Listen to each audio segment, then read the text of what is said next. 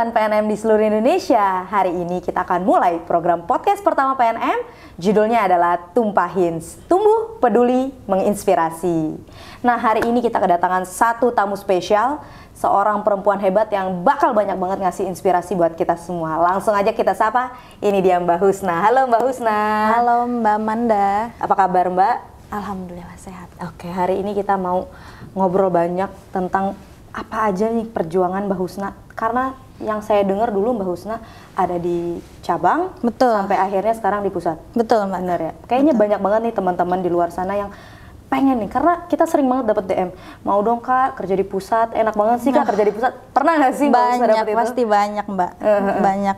Termasuk saya sih, saya juga dulu waktu pas masih di cabang, bisa nggak ya kerja di pusat? Oh gitu. Ternyata udah ada impian dari dulu ya? Iya, dulu pun juga sempat mikir ke sana, tapi mungkin belum tahu jalannya seperti apa gitu kan. Oke, sampai akhirnya apa yang bisa membawa Mbak Husna dari AO sampai akhirnya sekarang bisa kerja di pusat? Oke, jadi awalnya nih, awal masuk banget PNM pertama kali itu tahun 2018. Oke. Itu keadaannya saya habis putus kontrak dengan perusahaan saya yang lama, masuk PNM, pertamanya BUMN nih gitu. Oke. Itu pasti yang diincar orang-orang ya. BUMN pertama, terus kedua benefitnya UMK, asuransi dan sebagainya. Nah, saya ikut tes di Kementerian Ketenagakerjaan itu dari ratusan Mbak. Oke, dari ratusan. Disisir-sisir lagi sama HRD-nya keterima cuma puluhan aja. Oh, berarti dari awal perjuangan udah lumayan. Iya, itu udah masuk aja tuh udah alhamdulillah awalnya. Pas masuk baru pertama kali itu saya niatnya nih awalnya pengen jadi FAO. Oke, karena backgroundnya apa dulu? Backgroundnya karena akuntansi, SMK-nya kan. Oh, SMK. SMK-nya akuntansi. Jadi waktu ngelamar ke PNM itu pakai jasa SMK. Iya, betul. Pas masih SMK, backgroundnya akuntansi, saya pengen ngambilnya jadi FAO karena finance. Pas disiarin kayak video sedikit video klip tentang AO, perjalanan dia membantu masyarakat. Awalnya karena sering ikut kayak organisasi kemanusiaan gitu kayak ACT. Nah, langsung tuh saya coret FAO-nya jadi AO. Oke, itu dari situ saya pengen banget ngebantu masyarakat nih. Ini mungkin ini lagi ada program kerja yang bisa ngebantu masyarakat. Saya ambil di situ. Saya turun jadi AO. Penempatan cabang pertama kali itu di Pinang. Di cabang Pinang. Itu tahun 2018. 2018. Ya? Umur berapa tuh Mbak waktu 2018 berarti? Umur 21-an Mbak. 21. Oke, berarti ya belum jauh dari fresh grade SMA ya? Iya, belum. Mungkin beberapa tahun kerja, baru langsung masuk PNM. Itu kurang lebih umur 21-an ya Mbak ya. Nah, pas masuk jadi di cabang Pinang, saya jadi AO, banyak susah senangnya pasti ada ya Mbak ya. Dimanapun sebenarnya gitu kan sih Mbak? Iya, benar. Susah senangnya pasti ada. Saya pas waktu jadi AO itu senangnya karena kebersamaan Mbak. Di cabang itu benar-benar yang namanya ngerasain kebersamaan, terus makan bareng ya kan, terus diomelin ya bareng gitu. Itu paling susahnya itu ketika pas kita nagih nasabah par. Itu emang paling susah. Saya pernah di cabang Pinang nagih nasabah. Suami nasabah itu nggak terima mungkin ya istrinya ditagih. Sampai saya dibawain golok. Itu serius? Pertama kali Mbak datang, saya kan dengan partner. Biasa aja tuh naik motor pulang ke kantor, misalnya nggak dapet ya udah gitu kan, kita karena nggak bisa memaksakan banget ya Mbak ya. Saya naik motor sampai kantor, biasa aja tuh mukanya nggak nangis, nggak ngerasa sedih, nggak dikuat-kuatin gitu kan. Sampai di rumah nangis itu sebanjir-banjirnya itu nangis.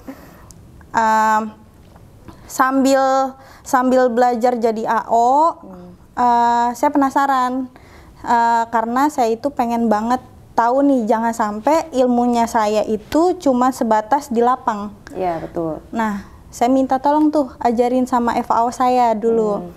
Mbak atau Teh gitu ya. Teh, tolong ajarin dong gimana caranya nginput angsuran, gimana caranya bikin dokumen apa segala macam kayak gitu kan untuk closingan. Jadi setiap waktu saya di cabang Pinang, setiap kali saya habis dari lapang, ada waktu luang itu untuk belajar. Belajar sama FAO-nya. Nah, untungnya FAO-nya sabar banget sih ngadepin saya ya. Untungnya dia sabar banget ngadepin saya. Jadi pas nggak lama kemudian kepala area saya nginfoin, Husna, ini ada pembukaan cabang baru nih, mau nggak jadi FAO-nya? Itu udah AO berjalan setahun, dites ulang sama RO-nya untuk jadi FAO di cabang Setu Tangerang Selatan. Itu cabang pertama kali saya jadi FAO. Kurang lebih 3 tahun jadi FAO. Oh, lama juga ya. Lumayan.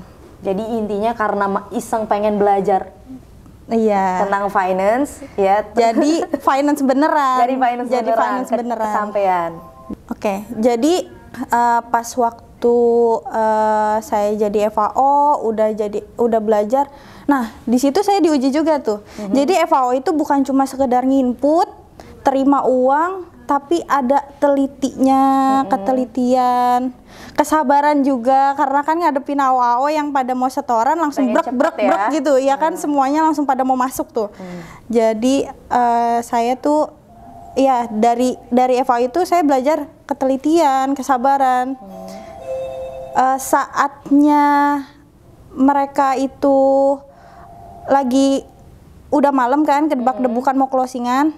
Nah, itu tuh gimana caranya kita kerja cepet tapi nggak gerasak gerusuk. Oke. Ngatur efektivitasnya supaya efisien juga. Betul. Ya berarti ya. Jadi jangan sampai closingannya di besokan paginya. Kalau saya kayak gitu, jangan sampai, kecuali kalau emang sistemnya error banget ya Mbak ya. Misalnya sistemnya emang dari sistemnya yang error, baru tuh saya dibesokin. Tapi kalau emang sistemnya masih lancar, selagi masih bisa dikerja hari ini, harus closing hari ini. Kayak gitu. Berarti punya deadline yang udah di-set ya? Betul Mbak.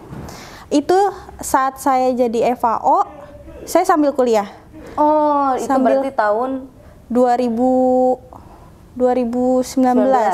Iya, 2019. Saat jadi kuliah juga, saya nikah juga.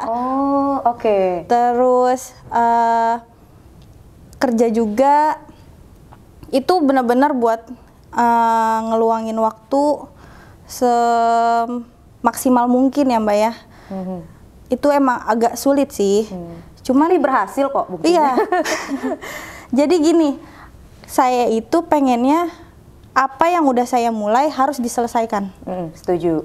Jadi jangan sampai nih buat karyawan-karyawan yang udah memulai kerja sambil kuliah putus di tengah jalan.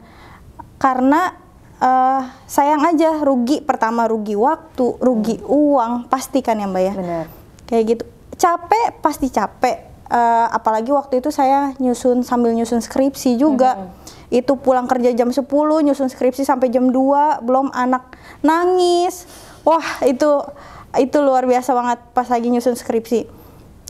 Tapi pengen nyerah, nangis, lelah, itu nggak apa-apa, nggak masalah gitu. Tapi yang penting satu, jangan nyerah gitu, kayak jangan pernah berhenti gitu. Nah, jangan pernah berhenti.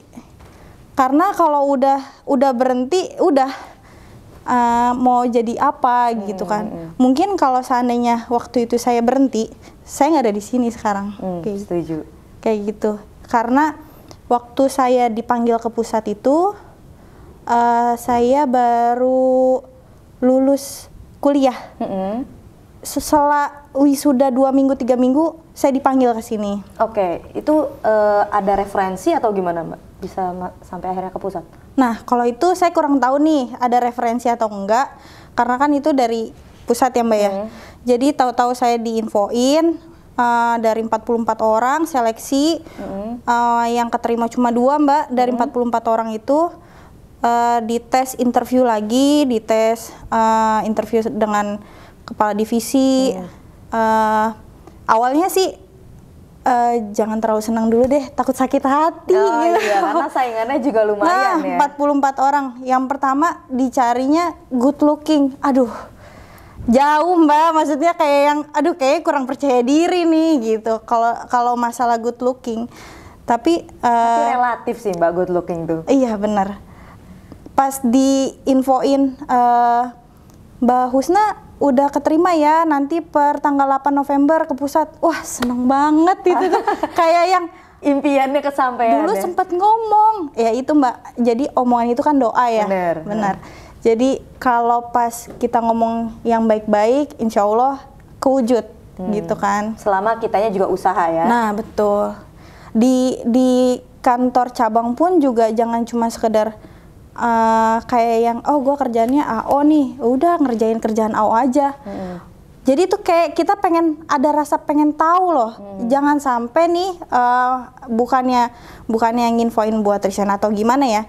Kalaupun emang nggak selalu di PNM, kerja di luar sana kita tahu ilmunya. Bener. Gitu. Jadi keluar dari zona nyaman ya. Iya betul. Jadi jangan udah terpatok nagih nasabah, terus nyari NOA.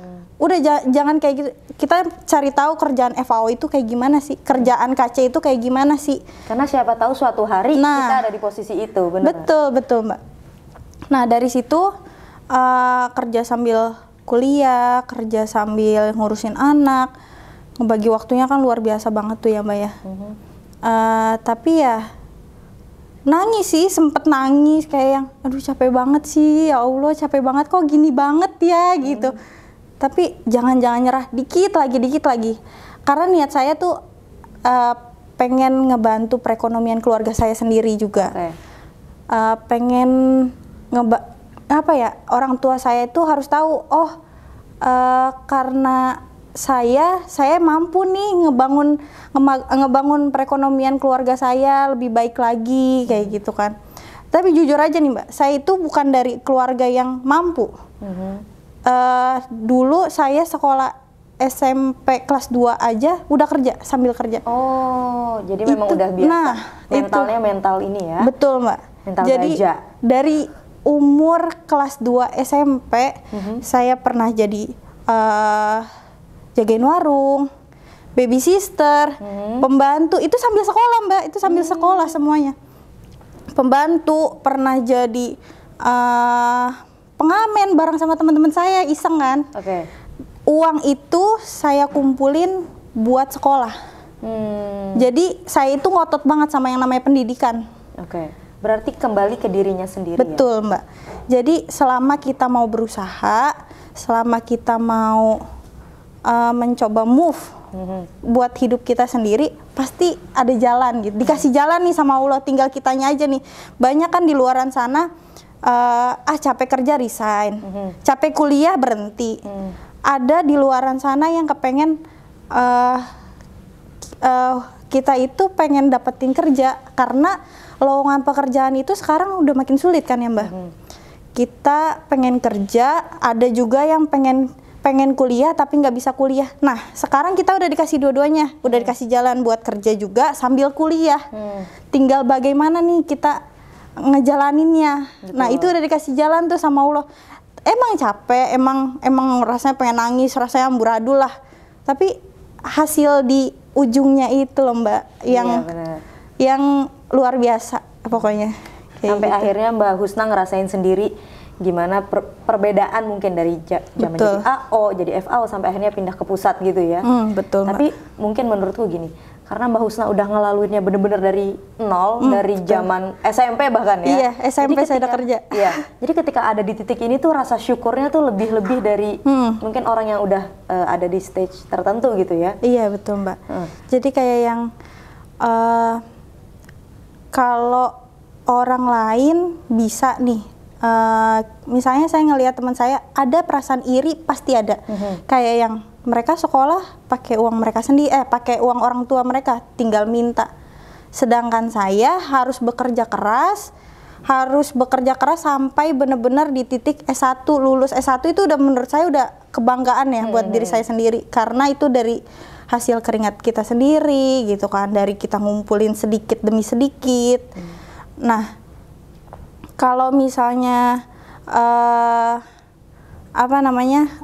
kalau misalnya rasa iri itu diganti, saya di posisi dia mungkin saya bisa gitu kan, karena kan tinggal minta doang ya. Tapi kalau dia di posisi saya belum tentu. Iya, benar. Itu Mbak yang saya rasain, kebanggaan buat mencapai sampai di titik ini. Wah, gue bisa beliin rumah buat orang tua gue bisa beli motor buat diri gue sendiri, gue bisa buat beli apapun yang dipengen sekarang udah bisa.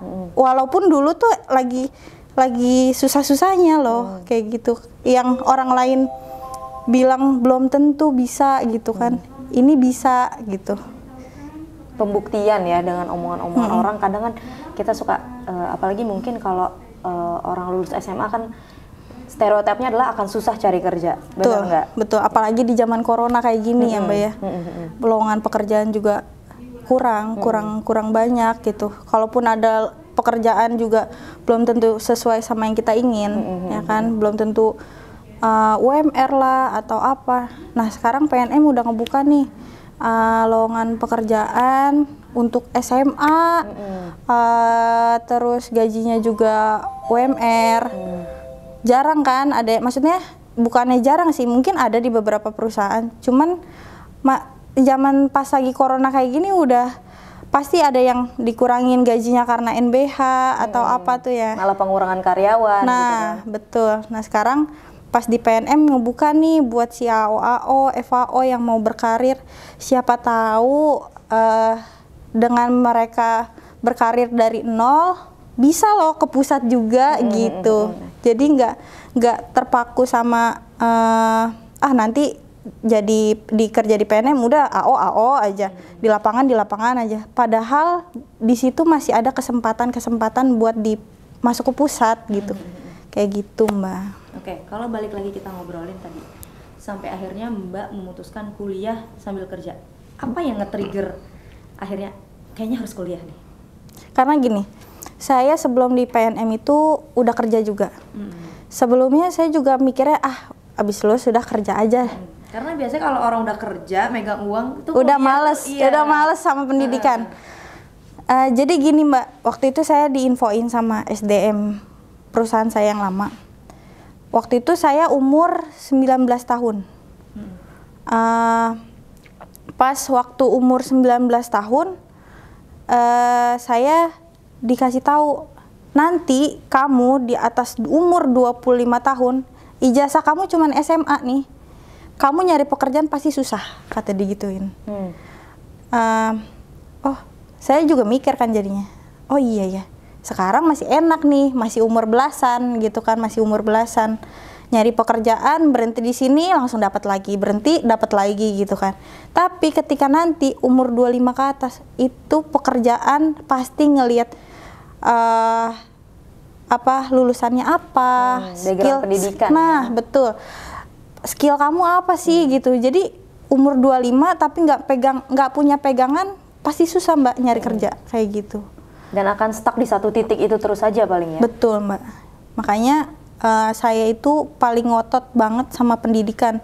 Jadi bagaimanapun mau kerja apapun, yang penting selagi itu halal, udah jalanin dulu gitu. Jalanin dulu urusan nanti kedepannya kayak gimana, jalan Allahnya kayak gimana, yang dikasih kayak gimana.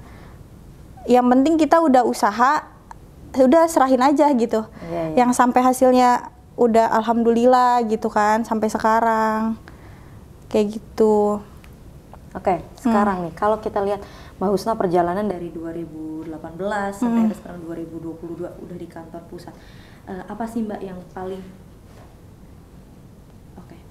apa yang paling pengen Mbak sampein ke teman-teman di luar sana supaya karena kita tahu ya mungkin teman-teman banyak yang pengen ke pusat tapi nggak tahu gimana caranya, nggak tahu mungkin memotivasi dirinya harus seperti apa supaya bisa juga nih jadi the next Mbak Husna gitu. Oke.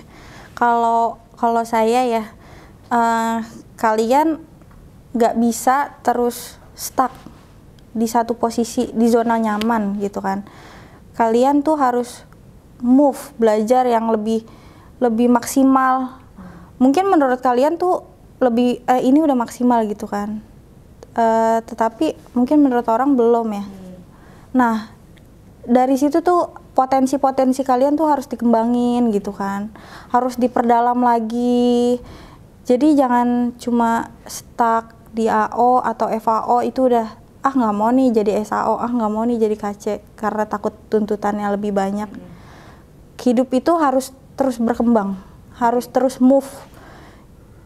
Mau saya pun pas udah kayak gini, apalagi nih yang bisa saya dapetin kayak gitu.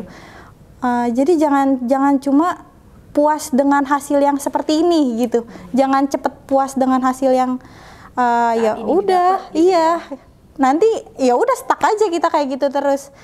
Harus bisa move, harus bisa ekspektasi, bermimpi nggak apa-apa lah tinggi-tinggi gitu kan, walaupun emang nggak nyampe tapi kan seenggaknya nggak jatuh-jatuh amat gitu. Kayak gitu Mbak. Bermimpi tuh boleh tinggi-tinggi. Betul. Iya.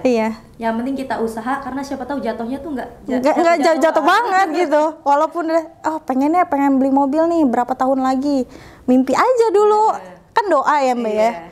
Entah itu berapa tahun kemudian nggak mencapai, seenggaknya kan bisa beli motor. Nah kan jadinya nggak terlalu jatuh-jatuh amat lah. Gitu. Oke, thank you banget Mbak Husna. Semoga siap. ini bisa jadi inspirasi buat teman-teman di luar sana. Mungkin teman-teman yang juga lulusan SMA pengen kerja, betul. ternyata bisa loh dari lulusan SMA, tapi baik lagi harus ada kemauan untuk move tadi. Iya, betul Mbak. Oke. Makasih banyak Mbak Husna udah hadir di Tumpahin episode pertama loh ini. Sama-sama Manda. Ya, semoga kita bisa ngasih inspirasi yang banyak buat teman-teman ya. Oke, makasih juga buat teman-teman yang udah nonton episode Tumpahin pertama perdana dari PNM. Jangan lupa untuk terus nantikan episode selanjutnya karena kita punya episode lainnya yang gak kalah seru dengan hari ini. Dan tadi ingat dari pesannya Mbak Husna, jangan mau berhenti di zona nyaman. Kita harus terus move karena kita harus tetap tumbuh, peduli dan menginspirasi. Bye-bye, sampai jumpa di episode selanjutnya.